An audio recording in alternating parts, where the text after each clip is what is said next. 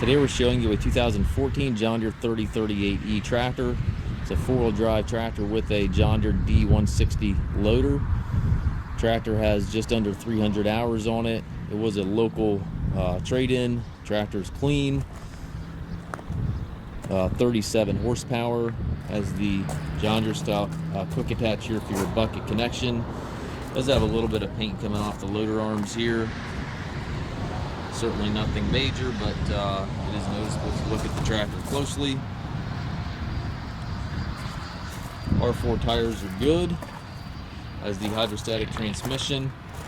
Forward reverse pedals here on the floor. Does have a little bit of damage here to the fender. Just simply looks like it got scuffed up or scratched there. Again, nothing major, but noticeable if you look at it closely. Has the 540 PTO, 3-point drawbar, top link, everything's here. You do have some paint coming off the housing back here, which is pretty common on these little tractors. These are obviously very popular little units. Perfect for property maintenance, brush hogging, driveway maintenance, anything to that nature. High-low range lever here to the left of the seat. Park brake and four-wheel drive levers also here to the left of the seat. To the right you have your 3-point and then also your PTO engagement.